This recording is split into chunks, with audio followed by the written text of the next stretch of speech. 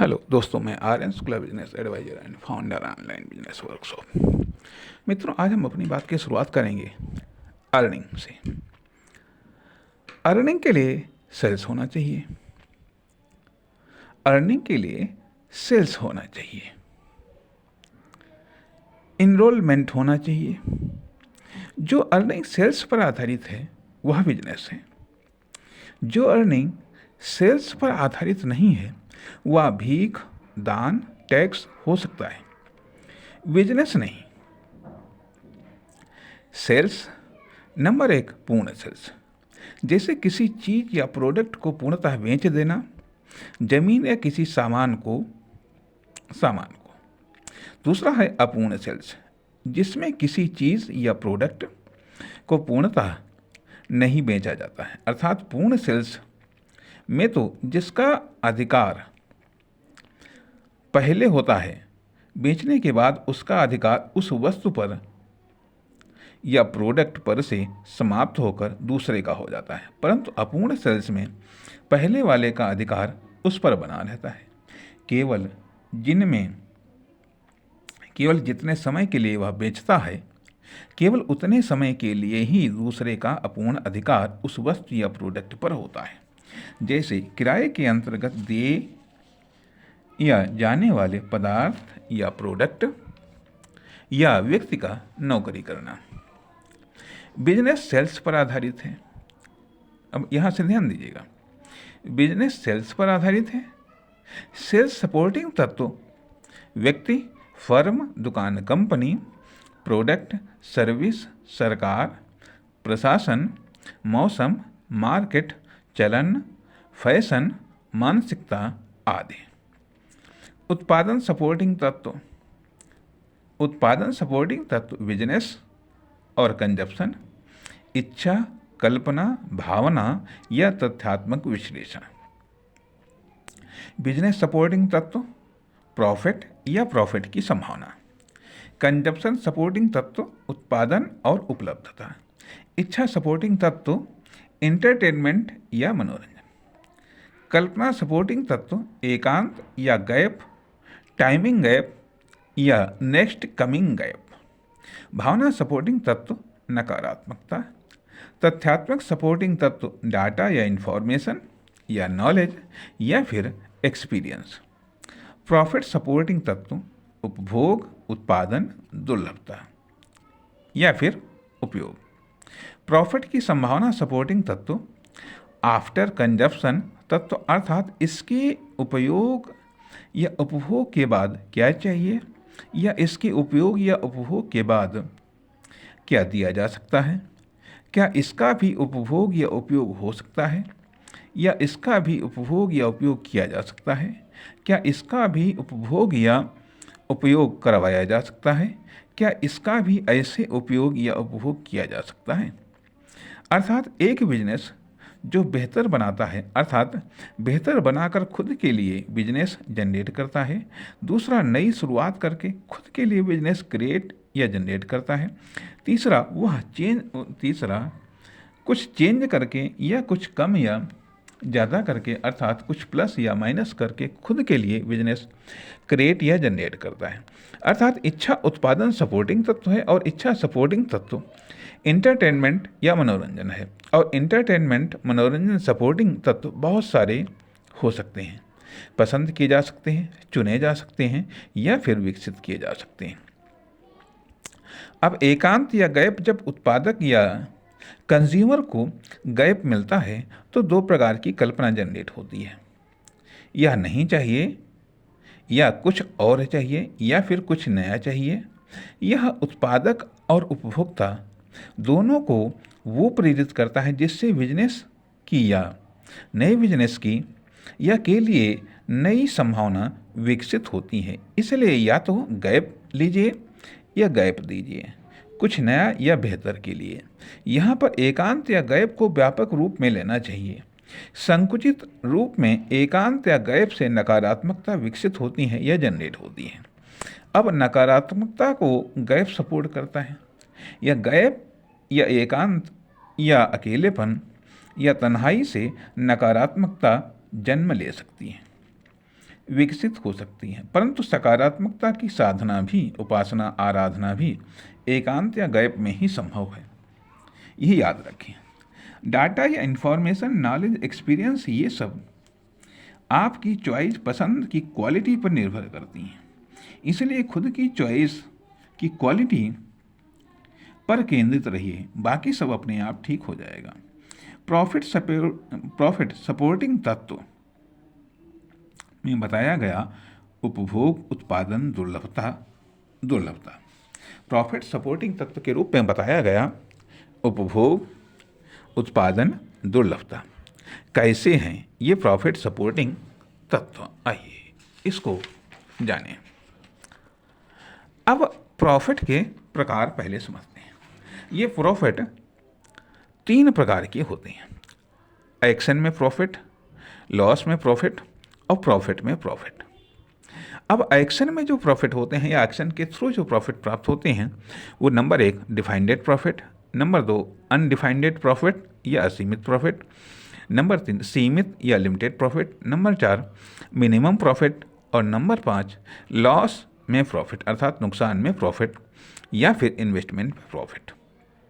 अब दूसरे प्रकारों में लॉस में प्रॉफिट, ये भी नंबर 1 डिफाइंडेड प्रॉफिट, नंबर 2 अनडिफाइंडेड या असीमित प्रॉफिट, नंबर 3 सीमित या limited profit, number 4 minimum profit, number 5 loss में लॉस अर्थात नुकसान में नुकसान और नुकसान। तथा सी कैटेगरी में प्रॉफिट में प्रॉफिट अर्थात इन्वेस्टमेंट में प्रॉफिट। नंबर 1 डिफाइंडेड प्रॉफिट, नंबर 2 अनडिफाइंडेड या असीमित प्रॉफिट, नंबर 3 सीमित या limited profit, number 4 minimum profit, number 5 maximum profit. अब प्रॉफिट के लिए 2 एरिया है, उपयोग वाला एरिया और नंबर 2 उपभोग वाला एरिया। तो इन दोनों एरिया में प्रॉफिट के लिए आप 2 तरीके अपनाते हैं। नंबर 1 उत्पादन या सप्लाई अर्थात उत्पादन या आपूर्ति, उत्पादन और आपूर्ति अर्थात उत्पादन या आपूर्ति। अब आप उत्पादन या आपूर्ति या उपयोग वाले एरिया में करते हैं। उत्पादन या आपूर्ति या तो आप उपयोग वाले एरिया में करते हैं या फिर उपभोग वाले एरिया में करते हैं। अब उपयोगकर्ता या उपभोगकर्ता 2 प्रकार के होते हैं। Number 1 commercial, number 2 non commercial. अब उपयोग या उपभोगकर्ता जो कॉमर्शियल व नॉन कॉमर्शियल हैं ये 2 प्रकार के हो सकते हैं। नंबर 1 व्यक्तिगत, नंबर 2 समूह या संस्थागत। अब प्रॉफिट या प्रॉफिट की संभावना के अकॉर्डिंग अर्थात अनुसार एक्शन, लॉस और प्रॉफिट या इन्वेस्टमेंट एडजस्ट होते हैं या एडजस्ट किए जाते हैं। अब हमने बताया कि उत्पादन प्रॉफिट सपोर्टिंग तत्व है। अब उत्पादन प्रमुखता या तो एक्शन से होता है या फिर लॉस से होता है अर्थात नुकसान से होता है या फिर प्रॉफिट अर्थात इन्वेस्टमेंट से होता है। तथा 2 अन्य कारक हैं जिनसे भी उत्पादन होता है, वह है सेविंग और रिस्क। यहाँ पर रिस्क से हमारा तात्पर्य जो आप किसी भी रूप में उधार लेते हैं या किसी भी रूप में आप उधार देते हैं। अब उत्पादन के 2 उद्देश्य होते हैं। नंबर 1 कंजप्शन अर्थात खुद के द्वारा उपयोग करना या उपभोग करना। नंबर 2 प्रॉफिट अर्थात लाभ के लिए जिसका उपयोग या उपभोग दूसरे करें अर्थात फॉर बिजनेस और हम उससे प्राप्त प्रॉफिट का उपयोग या उपभोग करें। अर्थात उत्पादन 2 प्रकार का हुआ, कॉमर्शियल और नॉन कॉमर्शियल। दुर्लभता यह प्रॉफिट सपोर्टिंग तीसरा तत्व है। दुर्लभता यह प्रॉफिट सपोर्टिंग तीसरा तत्व है। यह दुर्लभता 2 प्रकार की होती है, नेचुरल और आर्टिफिशियल। तथा अवस्था के आधार पर, आयु या टाइम के आधार पर यह 3 प्रकार की होती है। नंबर 1 परमानेंट या दीर्घकालिक दुर्लभता, नंबर 2 अल्पकालिक दुर्लभता और नंबर 3 समसामयिक दुर्लभता या तात्कालिक दुर्लभता। इसके अलावा वास्तविक व आभासी या काल्पनिक दुर्लभता भी होती है जिसका बिजनेस में या प्रॉफिट के लिए इस्तेमाल किया जाता है। अर्थात उपभोग और उत्पादन की तरह दुर्लभता भी बिजनेस का एक टूल्स है जिसका प्रॉफिट के लिए खूब इस्तेमाल किया जाता है। सभी लेवल पर सभी के द्वारा आप कितना इस्तेमाल करते हैं यह आपकी व्यावसायिक कुशलता पर निर्भर करता है। अब बिजनेस 3 प्रकार की हुई। एक डेड या पास्ट या ओल्ड या बोल्ड या क्लीन बोल्ड बिजनेस। ये वो बिजनेस हैं जो अतीत में चलते थे लेकिन अब नहीं। दूसरे प्रेजेंट बिजनेस या करंट बिजनेस या रनिंग बिजनेस या सक्सेसफुल बिजनेस जो वर्तमान में चल रहे हैं, जो वर्तमान में रन कर रहे हैं, जो वर्तमान में सफल हैं। तीसरे एडवांस बिजनेस या काल्पनिक बिजनेस या संभावित बिजनेस। अब उपयोग, उत्पादन, दुर्लभता का प्रत्येक का अलग अलग व सामूहिक या एवरेज या औसत या कॉमन ट्रैक होता है। कॉमन ट्रैक होता है, पथ होता है, रास्ता होता है, मार्ग होता है, यात्रा होती है, मात्रा होती है। उसके बाद ऑप्शन की डिमांड होती है, जहाँ से बिजनेस के लिए नई संभावनाएं क्रिएट या जनरेट या डेवलप होती हैं।